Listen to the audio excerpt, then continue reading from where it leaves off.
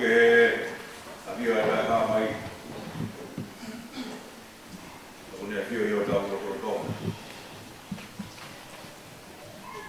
dapat dia oi dapat dia mama hau Muhammad Abu dapat dia kau sia wa fonwa ma ada glot dapat dia fahu dapat dia pekia sione pada tahu apa tu, aku ni pada dah kita tu, jadi pada bagi orang saya tuan tak kama, akan lot tu mau yang mereka, pada buat mereka ubi mereka pun, pada buat tu kita rumah tua family. Kau ma ayam family. Pada bagi kaya ma of kodo be, umumnya ay pengayo tua di sini. Tabun dia hai tonga. Ege presiden ni kolisubu, kolistonga. Kau ma ay kau kolismua. Maka polis mui, unau hei di kini. Kifai apa baguhi koe tau kete koe, kau huya di tua.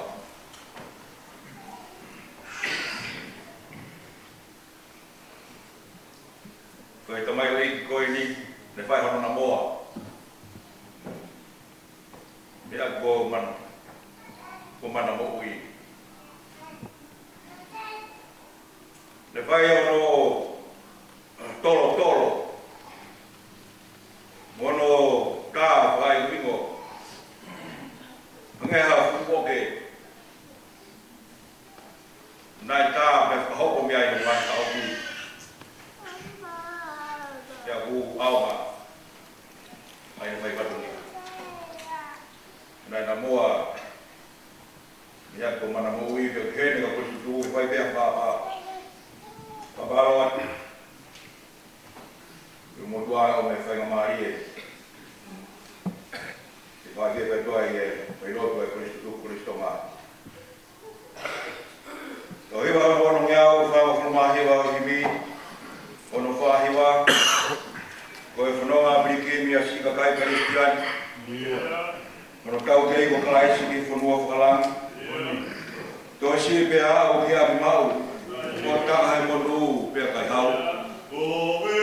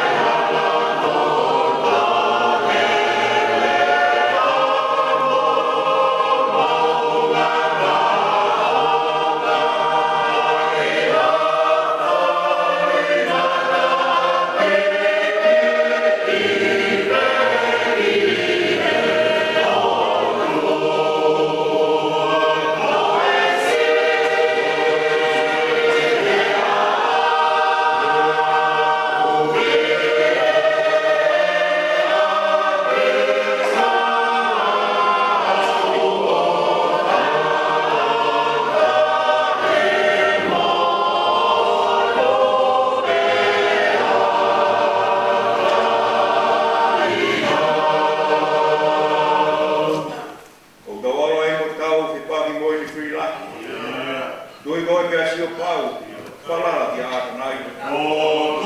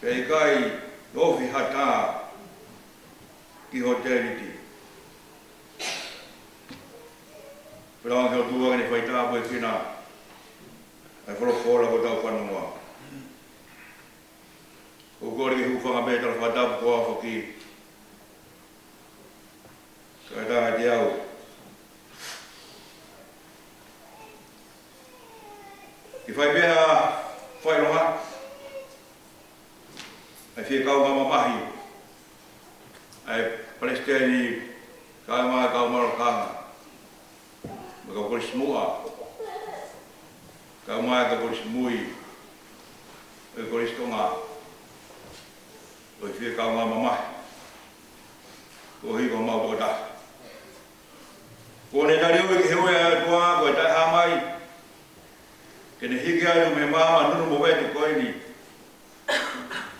Ke mama koe fia me mo iau tangata. Ka venga ke foto ke fai e fai roto e fini ko istu ko. Mana mo oi o fio mo tua. Mana mo oi o fio mo tua. Ye same ko ni ke mo fu mata ha ko ta nga same o fatu mari. Ko mo oi ko avi lotoa e fili. Pe ko mo oi ko ka poi e aha. Pe ko mo oi ku ile renga o fia e fo mo tua. Kai te la wa tamua mori mo sia te folau. Hangi ka hawaka ku te ki nei moana kai hano ka pas. Pia lolo tonga ku puri e sa de folau pia kau bori. Pia au fia. Ku puri adu e fu koma au ka toi ha mai la au fa do beri. Ke whakakau kau ia tala noa sami ho fulmata ha. Ko same o fatu mari o mo ina e nofo i lenga ka ko ni ko tau funua lau no tau mua ke ko to malama mai e mama o fatu mari ko sisu ye same ko ni un ngawa ke ko fa o tua ko fa fa o ngawa ke same ko ni e sabe o que o fumata ha lo que va a dar no que sabe quando era erioni pero era erioni ko tua o tau capa o tua o tau capa o tua ku tupu langi o ni afio he langi tau capa era erion. Le hoa no talano ke same ko ni ko era satai. Ko era satai ko tua mafi. O tua ku wa niu. O ne kapu ia fare mo tua. O tua ia universi. Era satai. Hoa whahano to lou. O ngau ke sa me koe ni o tuago ela ha. Te ko ela ha, ko tua o whalalaang. Pau! Taha whionga ke wheke ia e whalala. Tika i tau whalala hawi popo, abe popo. I tau whalala bea ki ha taha un pau. Te ko ela ha ia. O tangi ki ai tangata wharu sāme i o fumata ha. Te wawa hono whā ko si hoa. Te ko si hoa ko wawa ia na vehui e ko sese i na tāranga mo o tua he whikau e o tua aro fōki ia whero o whatawa tāi na hau kakai. Pepe hui e posese. Kau ka alu he hai hi ngoa te utala tuka na wafi hui mai. Ko hai e o kona ni whikau au. Ia wholofola ata si hoa ia posese. Alu ka na wafi hui mai ko hai e o tua pake talan. Koko au. Koko au ai pe. Hoa whai e whae o tua au talana o kere same. Koe ni mana mo o yo e whiohi mo o tua. Koe pe kia ia. Koe ia un nofo he toto ianga au ia ni o ne mohi he malu o sātai.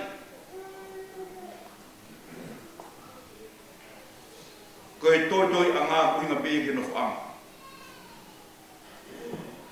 Ai potu toi a e rioni, koe whare hufanga ia, koe ake whaike e hola, potu ia ku maru, potu ia ku naunga, potu ia ku pau.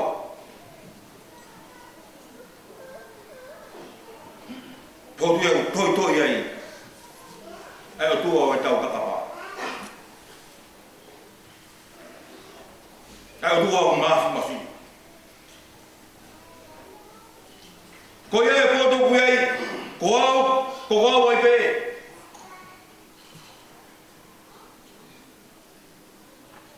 Ka ia e taha e puki e potu ko ia, ulau no tau pa, pe tonde set kola.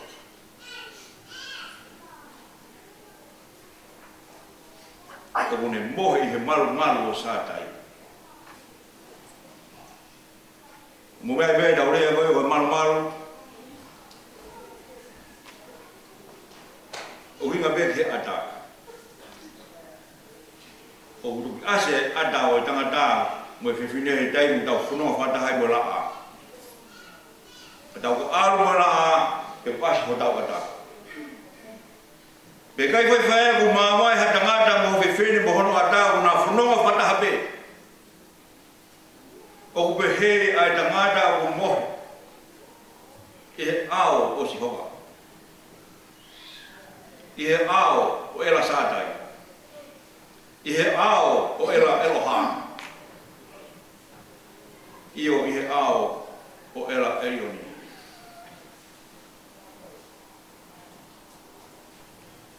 Mana mo ui e whio hipo mai utua. Wheitu uena whetu tūke he peki ai ne mo ui. Wheitu pau. Wheitu maru.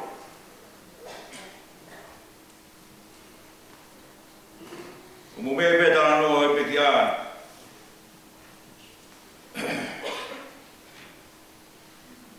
Tangata whata mai ki rahi. Ai peki ai. Nea o mene whata mai kina ne ilo pe potu ke whamāpo puke hano lo pe whare mono whamiri. Ke whetukutuku ki ai. Ai toi anga e malu ai. Ai tukutuku ia Sihoa sātai. Ia ela eloha. Ni hoko koe se tuanta whakol whenas. Se hoko se tuanta o kainga lotu koe ni a piko moia me heiki. Ni aru ni he toi anga ke marua. Koe hauni ko mohe. Tanoa apostolo Rokoli do wa tahani ma. Unyanga ai o liu ai mate ko mo. Yo ko va tahani ma ko tari apostolo ke te hu da fai mai me kai ma loto Korinto o vai na to tu o pekia. O gea fai mari o mo itanga. Aku malawa ke pekia hatangata pe ko fefini pe ato to. Ke tari apostolo i vai tani ma ro Korinto. Kai hato to. Yo ko ya aunga o ni malanga yo ko gospel. Ko to a Christ ko me pekia ko polo o e fahinga ko mo. Ko ya ko mo hi o ne no foi to da na ni por mo hi malo sa sai. Ko be dia ai. Sione fora da o amo. Mo he ai tanga ngau. Ko ne tau e tau rei. Ko ne lawai ai faka pue. Ko ne tau ni ne tu to no. Wa o be ke ao. Ai tariwe ko no tua. Ke fogi a. Ke fogi ke no fa ma. Ke no fa pa. Uga o be ma vai. O do yo o be a wi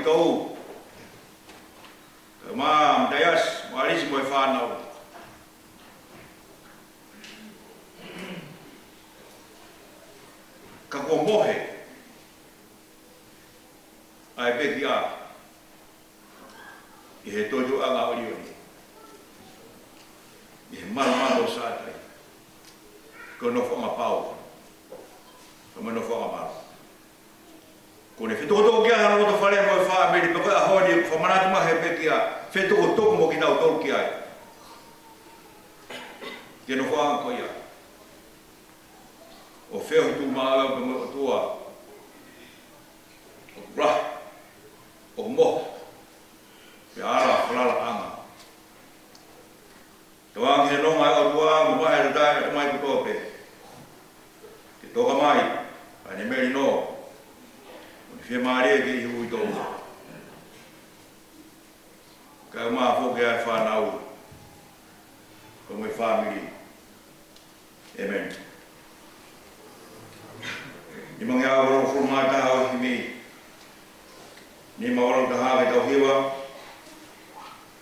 Tuo pulau e leo lang Hono fu mau mo hono masan Ka koe mata hono puloa Ai hae ki tai hano pulonga Ka sio pa ulata iau O ka sio a hono kufonga Ke ko kilata iau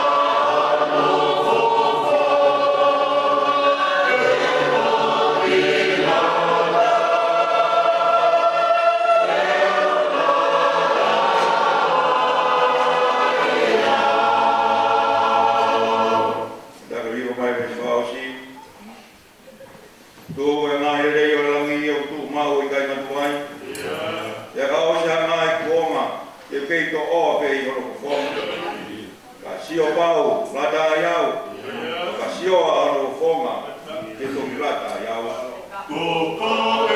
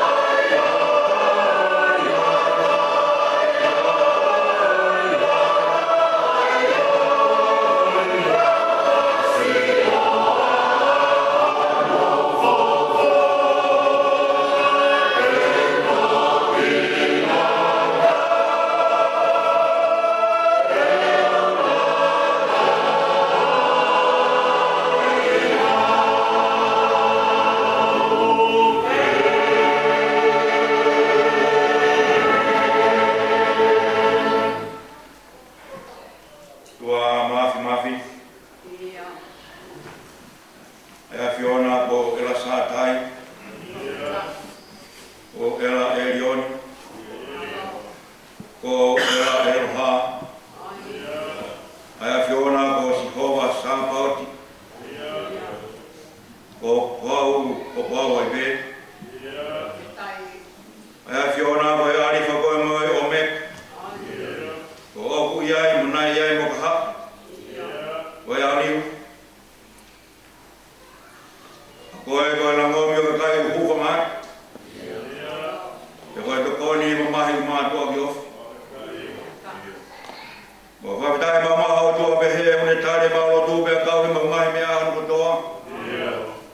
Ha to kai mama. Ka ngoi ta ha mai. Oge a fio tu ma o ta ba ne kali ho lo lo to. Io alo ko Jesus Christ. Io kai to ma ya fio na ko higi mai lo lang. Oke, tabane kare mo foto yo mau lo tonga. E fai mo fo ai mau ko me mau lo tu kia ti koi. O fa me dai o do mau ka fa dai ti at koi. Au mai Kristo nga. E ka fa da ba mo e ka u pore ka u sia vai fo noa. O mo se doa da abi go mo ya me eki. Ka mau I do mo e family. Ye whakapa, mo e whakameta I atu ko hiri koe tā mai o iki koe. Nā e whai ono na mo e atu ko mana mo ui. Nā e te ui mea I ono ka hau. E whakameta, nā ke whakaora, ai te utangata nā e whai. O aunga ki e whanua. Aunga ki e whamiri. E aunga whuki, e ngau e sesi. Io nā e whakatau mata, nā e whakatau ka tea, te koe teo tangata, ai a Fiona, ko hōko loa.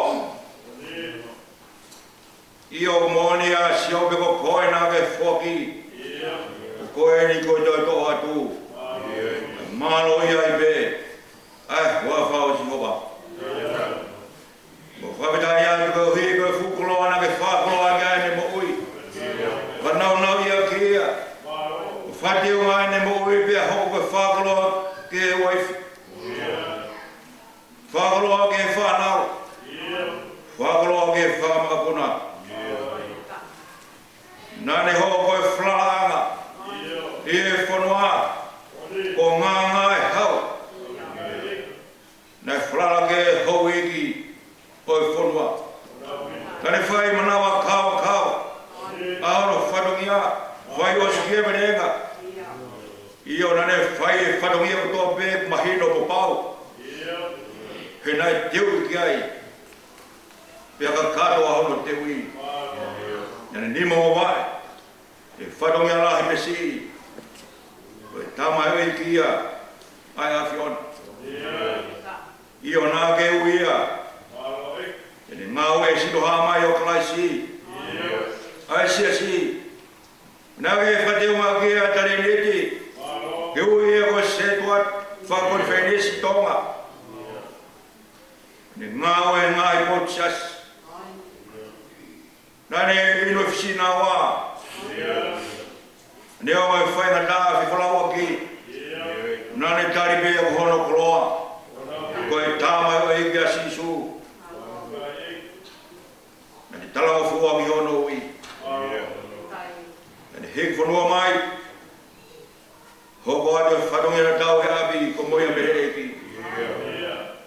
Nane tari ono whatongia hairo pau. Ko e tauhi, ko e whatongia e tauhi ano whatongia. Eke whiri mau whanataha mai ke whakapetai atu. Kone tau e taureri.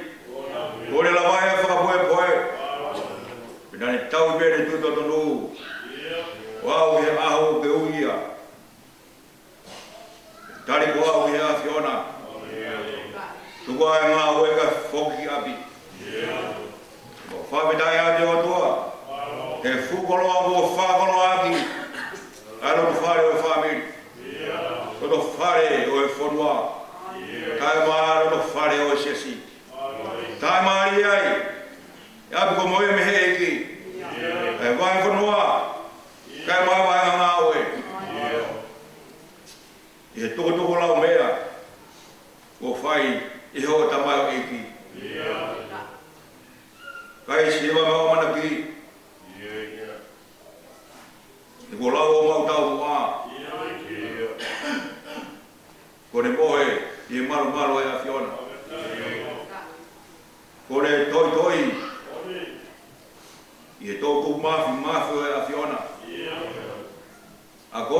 Yesu.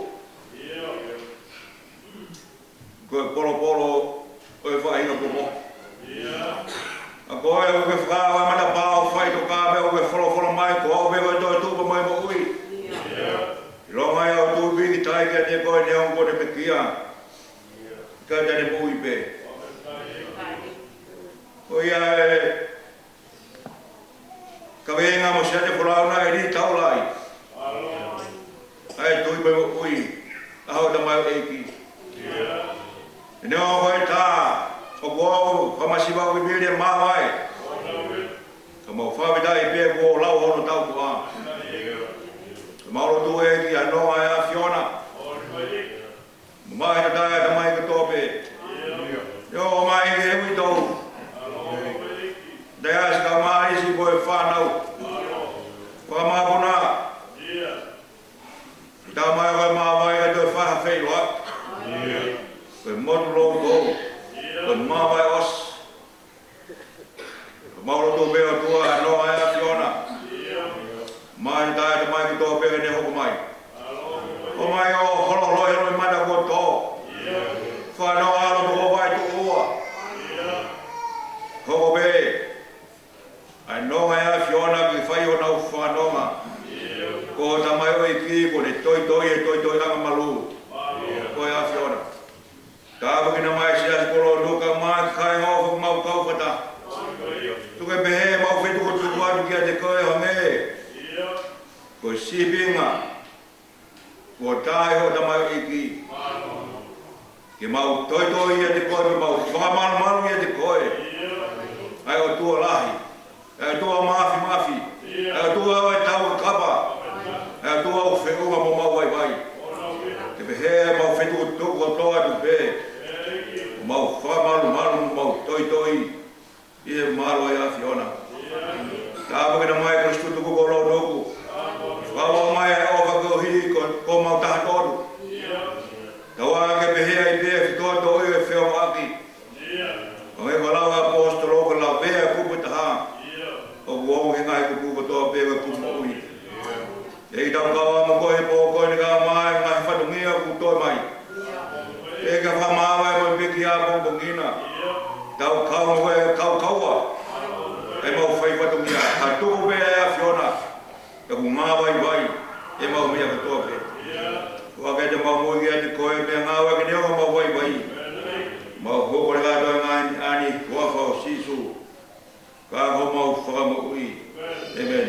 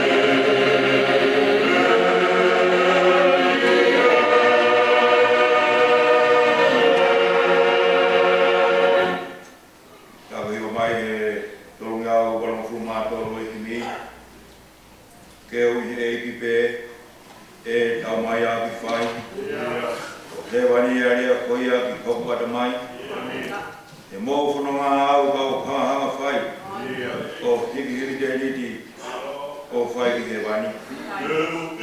Te